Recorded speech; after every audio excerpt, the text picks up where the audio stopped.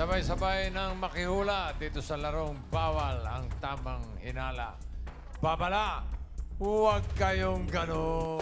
Okay, ang mga maglalaro ngayon, mag-asawa mula sa Las Piñas City, Shine and John. John and Shine. Come on. Shine and John. Hello po. Hi, bossing. Hi, good luck sa inyo. Hi po, Kumusta? Jo- Kumusta kayo? Mabuti po. Ilan ang anak? Dalawa po. Dalawa. Anong trabaho ni John? Warehouse man po. Warehouse. Warehouse man. Isa siyang Ikaw? werewolf. Ako po bali online printing po. Printing business Printing. Okay. Kayo ba'y judgmental? po. Medyo po. Medyo. Ayos lang yan. Good luck sa inyo. At eto na ang mga Dabber Gods na kikilitisin ninyo. Thank you, bossing. girls. Eto na po, si Legit Dabber Gods, number 1! Magandang tanghali, The Barkads. Ako po si Cecil, taga Quezon City. Ako po'y naniniwala sa kasabihan, hindi ka magtatagumpay kung hindi ka sasabay sa hamon ng buhay. Oo. Tama. Tama po yan. At eto na po, let's meet Legit Dabber Gods, number 2! Magandang tanghali, Dabber Cats. Ako si Luisa, taga Sambales at naniniwala sa kasabihang huwag kang magpatulay kung ayaw mong siya ang makatuluyan. Ito naman po ang ating Legit Dabber Gods, number 3! Good afternoon, Dabarkads. I'm Alfred from Hermosa, Bataan at naniniwala ako sa kasabihan na masarap magmahal, huwag kang magmadali, lahat ay may tamang oras at panahon. True. Ayun, now let's meet Legit Dabber Gods, number 4! Magandang tanghali, The Barkads. Ako po si Milet Guerrero ng Marinduque at naniniwala sa kasabihang, the more you receive, the more you give, the more you receive. Parang boxing lang yun, ah. More you give, practice. More you Okay. receive. John, Shine. Ano sa tingin nyo ang kwento ng ating mga bisita? Parang mga guro po eh. Para mga guro. Ikaw, Tingin mo? Shine. Tingin ko po parang mga late na po nag-asawa. Pwede. Pwede. Okay. Pero alam nyo ba na sila ay matagal naghintay ng kanilang asawa bago nagkaanak? Aging. Kayo ba, gano'ng katagal na kayong kasala? 5 years na po. Ha? 5 years. 5 years. Ang anak nyo, dalawa. Yes po. Bago kayo nagkaanak, gano'ng katagal? Mga buwan lang po eh. Simula nung nagka-girlfriend, boyfriend kami. Mabilis. Mabilis po. Eto, matagal. Bago nagkaanak. Ka-baby. Oo. Para sa unang tanong, step forward, number 1, Cecil. And number 2, Luisa. For 20,000 pesos, Tito Sen, ano ang tanong?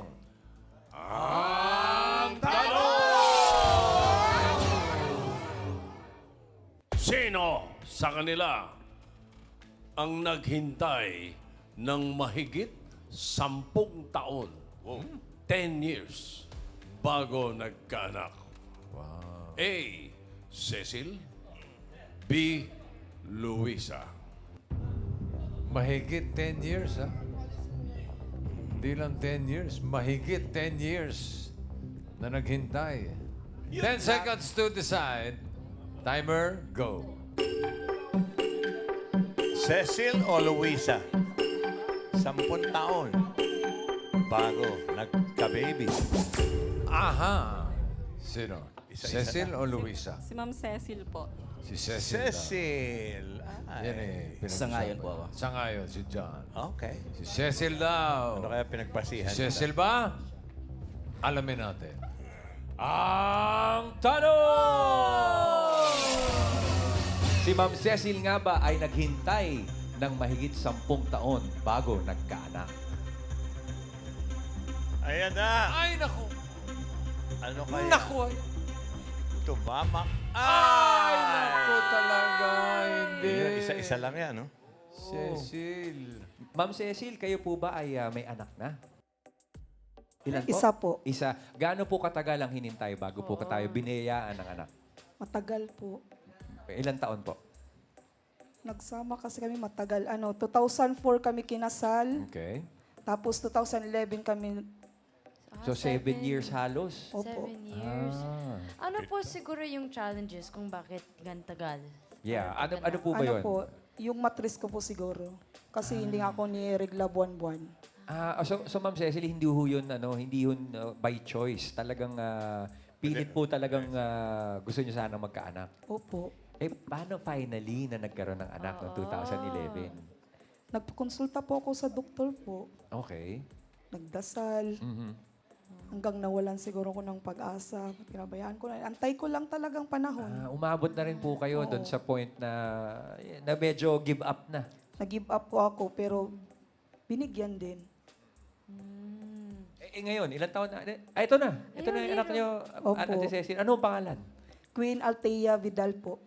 Pero, wow, pero pwede po ikwento ano yung reaction mo when you found out meron kang anak? Yan. Nung dinala ko sa hospital kasi akala ko nga lasing lang po ako. Opo. Teka muna, akala nyo lasing kayo. Kasi akala ko may hangover lang ako. Hindi pa rin nawala-wala yung sikmura ko. Dinala ako. Okay. Yun pala, pinapregnancy test ako. Buntis pala. O tapos, Sabi ko, akala ko ba robot ako, tao pala ako? Buntis ako bigla. Sabi. O tapos, ano sabi ni Mister? Nawala ng tama. Ganun. Oo, nawala ka, na ano ako na, parang hindi namin maano sa ano nga, ito palang binigay itong panahon na to. Ang tagal-tagal talaga, grabe, simba kami. Simba ako ng simba. Punta kami sa simbahan. Tapos, Hindi umabot kayo na sa nagsayaw panahon sa na, Ubando. hindi po. Ano lang po ako, nagsimba ako Santa Clara, St. Joseph, lahat siguro ng simbahan, sinimba ko na. Ilang taon kayo nung Mabuntis. 32? 32. Nanganak ako 32 sa kanya. Bata pa rin naman. Medyo ano na rin. Nung nalaman nyo, nung sinabi na sa inyo, Una, hindi talaga kami maniwala. Sabi ko nga na ano. sabi niyo sa doktor, gano'n. Ang ginawa ng doktor sa akin, sige Ultrasound. ultrasound po. Kung ano ba talaga. Nagpa-ultrasound nga ako para siguradong meron bang pumipintig. Positive. Positive naman po. So sabi niyo mag-asawa, cheers! Hindi na po naglasing. Bawal ang alak sa lasing, ha? Sa lasing. Saan nagdadalang tao? Opo. Ate Cecil, sino unang pinagkwentuhan nyo? Yung mga kapatid niya, kasi nga, hindi nga nila akalain na buntis nga ako, kasi nga parang nga lang ako ng kilos ng kilos, hanap na ng pera, para lang kasi nga panggastos sa ospital. Congratulations, Mami Cecil. Congrats! And si Queen, ano ang pangalan? Queen Althea. Opo. Yeah, matagal kang hinintay ni Mami at Daddy, Queen Althea. At sa mister nyo na rin, congratulations po. Opo. Thank you, Mami Thank Cecil. you. Alright. So, si Luisa. Ma'am Luisa pala. Naghintay ng more than 10 years. Ma'am Luisa, ilan na po ang anak natin? Dalawa po. Dalawa. Yung matagal nyo hinintay, yun po yung panganay. Opo. Ilang taon? Ilan years? Bali, 12 years. 12 years na ho kayong kasal ng mister nyo. Oh, 12 years. Ano ho yun? By choice ba yun? Hindi po. Basta na lang. Basta hindi po hindi pa siya binibigay ni Lord. Naghintay na lang po kami na naghintay hanggang sa ibigay siya. Siguro nagsawa si Lord sa amin, nakulitan. Bigyan ko na nga to ng matigil na sa copy pray. Lagi naman dinidinig ang dasal natin. Opo. diba? So, kahit matagal, ibinigay na din po niya sa amin. Pero ano po na ginawa mo para magka-baby within Wala that naman. time Kasi frame? pareho po kaming may work ni Mister eh. Okay. Kaya siguro busy lang din po sa work. Kaya hindi rin napapagtuunan ng Pero tulad po ba ni Ate Cecil kanina nagsimba-simba kayo sa mga Hindi po. medical preparation, walang gano'n? Wala din po. Basta, kasi wala naman pong diferensya dahil kung basta regular naman din po yung menstruation. Kaya wala pong inisip na mayroong may diferensya. Ganun. At nakadalawa pa. Opo. Ilang taon bago nasundan? 6 years po ang gap nila. 12 years ang hinintay, bago 6 years ulit bago Opo. nasundan. Oh, half. Hindi ba ano yun? Parang nakaka-discourage. Discouraged na po sa talaga. Kasi yung 2 years, 3 years, parang disappointed na ako na magkakaroon pa ba ako. Para bang, kasi usually sa ating mga babae, pagka po wala tayong baby, para bang napaka-nonsense na natin eh. Hindi naman sa ganun. Para bang, hindi, para po kasing parang wala na yata akong pag-asa kasi ang 3 years na wala pa rin binibigay. Biological clock. Opo. Pero tama, Kaya ayun. tama yung naghintay kayo kasi Opo, bawal naghintay. judgmental. Naghintay, binigay din po niya. Oh, pero ano po yung first reaction mo when you found out for your first and second child? Ano yung reaction Nung mo? una po, excited siyempre kasi sa tagal na hinintay namin, binigay niya. Thank Lord pa rin po kami. Were you Kasi- ready, though? Nung Opo. Ready na kayo. Ready na po. Talagang napagtuunan na namin siya ng pang future niya. So, eto ba si Kuya, yung matangkad? Opo. Anong pangalan? Mark Jomel po. Mark Jomel. And si Bunso? Melody Joyce. Si Melody Joyce. At si Mr. anong pangalan? Romel. Si Romel. Congratulations po, Mami Thank you Luisa, po. Daddy Romel. Beautiful family po. Beautiful. Thank you. Huwag na nating pahintayin ng matagal ito. Dito na tayo sa huling tanong. And this is for 30,000 pesos. Tito Sen, ano ang tanong?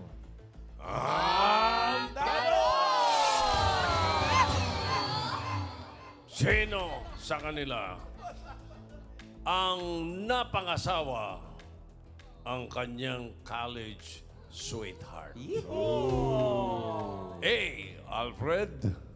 B. Millet. Aling Milet, huwag ka masyadong ngingiti. Baka mahalata ka. Okay. Okay.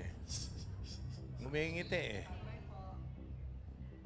O yan ha. Binibigyan ko kayong tip ha. Ayun, Pero isa sa hindi kanila ako sure, ay hindi ako nakapangasawa ng kanyang college sweetheart. Sino kaya? Mag-usap kayo. Good luck. 10 seconds. Go.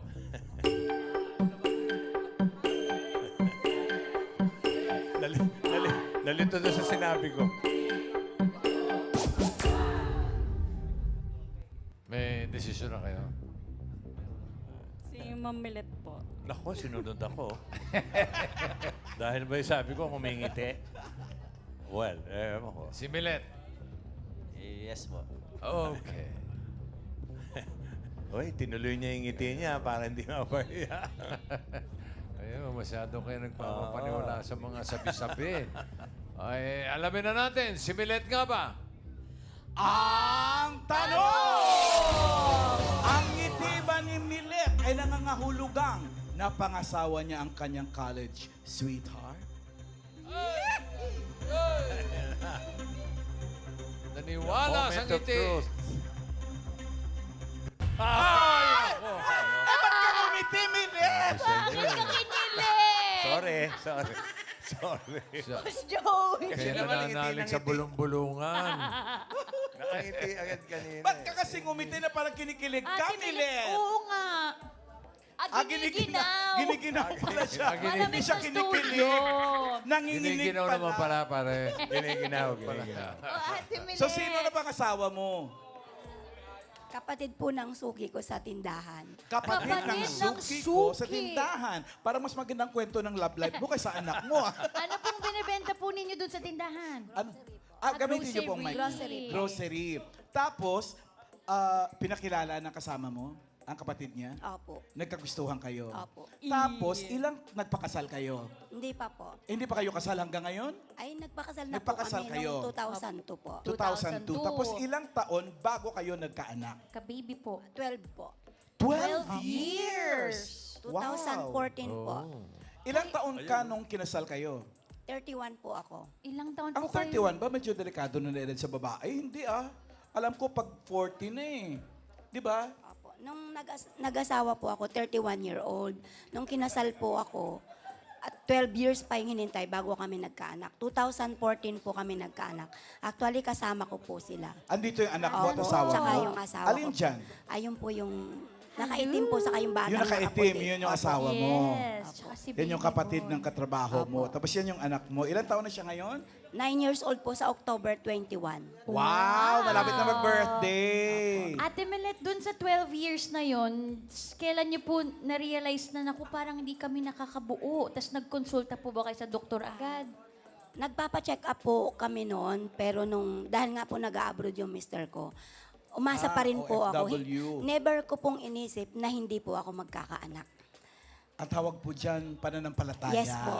Talaga pong, ano po kami na, tuwing may nakikita po akong malaki yung tiyan, sabi ko magkakaroon din po akong ganun. Kahit po yung mister ko, ganun din Ganon po din siya. Opo. Pero Claim never it. kayo humingi ng advice sa doctor kung anong, yung pampabuntis ba? Opo. Meron din po, pero minsan lang po. Hindi ba kayo sumayaw sa ubando? Hindi. Hindi po. Hindi kayo nagdalaw sa fertility statue? Sabi-sabi po. Minsan din po. Minsan. Nagpunta rin kayo. Talaga. Anong feeling nung after 12 years naramdaman mong, uy, May buntis sumipa. ako. Yes. Babae pala ako. Matagal po bago namin nalaman na buntis ako. 3 months na po. Ha? Yes Paano po. po? Kasi nga Kasi never pa po, niya na experience. Hindi ko po maisip na magkakaroon pa po ako dahil 12 years na Oo. po. Tapos baliwala lang po, sumasakit po yung sikmura ko. Pinainom po ako ng pamangkin namin na nurse. Sa totoo lang po, yung ininom ko po na yun, branded pa, tuwing iniinom ko po siya, lumalabas siya na buo-buo. Basag-basag pero hindi siya tunaw. Hindi natutunaw. Hindi po siya talaga natutuloy na inumin, sinusuka ko po siya. Okay. Hindi ka man lang nagtaka na 3 buwan parang nawala na yung Kasi meron po ako noon eh. period. Minsan may Nagkaka-period Opo. ka? Kahit po 3 months na po kayo. Opo. Talaga? Kaya hindi po namin alam na buntis na po pala ako. 3 months na po nung nalaman na buntis po ako. Tapos nagpa-pregnancy test po kami ulit. Ayun po, Yun na. talagang positive po. Anong After reaksyon? 12 Anong Siyempre reaksyon po, niyo ni Mister? medyo kinakabahan po. Dati, kasi wala nga po akong experience sa Oo, pagbubuntis. yung test, opo. oo. Tapos yung nurse po naming pamangkin, sabi niya, tita, bili ka ng ganito, ng pregnancy test. Ay, naiya ako, sabi niya, sige, ako na lang bibili. Tapos ayun po yung bayaw ko, binalita po sa hipag niya, Mama, may good news ako, at saka bad news. Anong good news? Sabi niya, buntis si Milet. Hay, hindi totoo yan. Hindi. Buntis nga. Ay, yung bad news. Ay, yung bad news. Pengi mo akong pambiling test pack. Sabi niya. Pero Ate Milet, Ayun 12 po. years after, di ba, Yes. binigla ka na lang ni Lord ng iyong baby. Worth it naman ang paghihintay. Yes po. Okay. Congratulations. Ganda ng kwento mo. Thank you, Thank Milen. you po. Si Alfred ang nakapangasawa ng college Si Alfred sweetheart. naman Kayo po pala. Matagal din naghintay yan. Ilang taon na po kayong magkarelasyon ng iyong misis? Magsi-16 years na po. Wow. 16. Tapos po, ang baby, kailan po naibigay po sa inyo? Umabot po kami ng halos magto-12 years din po bago po kami nagkaanak. 12 Ilang taon ka years ngayon? din. 38, Si Mrs., 37 po. halos magkaedad pala kayo. 12 years. So, medyo bata pa pala kayo nag-asawa. Bagets. Opo, No. kaya kumbaga parang... 20s. Parang girlfriend-boyfriend relationship kami, kaya hindi po kami masyadong naghahanap kagad ng baby. Hindi pa kayo kasal nun? Kasal na rin po kami. Kasal na. 2007 po kami kinasal, nagka-baby po kami 2019. Before pandemic lang. Nagkaroon ba ng problema kung bakit hindi kayo nagkaanak? Nung una po, nagpa-check up na nga po kami, may PCOS. Tapos, kung ano-ano mga pinagagawa namin, yung mga sinabi po kanina na Sumayaw sa ubando. sumayaw, Fertility statue. nagpa-masahe, nagpa-hilot, Oo. lahat kung sino-sino mga pinagpupuntahan po namin. Tapos yung mga doktor, dinala na kami sa espesyalista para lang magkaanak. Yet, nung wala na kaming doktor, dun siya dumating. In God's perfect Yes. time. Minsan, dun sa hindi mo po talaga inaasahan. Kuya Alfred, for sure marami tayong mga Dabbercats na pinagdaanan din yung mga pinagdaanan mo at pinagdadaanan ngayon. Ano mga mensahe mo dun sa medyo nawawala na ng pag-asang magka-baby? Ayun nga po, kaya po nandito kami. Gusto po naming iparating na may pag-asa pa po. Huwag po kayong mawawala ng pag-asa. Ipagdasal nyo lang po. Pero siyempre, habang pinagdarasal natin yan, meron niyang kasabihan na nasa Diyos ang awa, nasa tao ang gawa. Gumawa pa rin tayo ng paraan para ma-fulfill natin yung kagustuhan natin. Yes. Very good. Thank you, Thank you, Kuya Alfred. And congrats po. Maraming salamat. Kayo mag-asawa.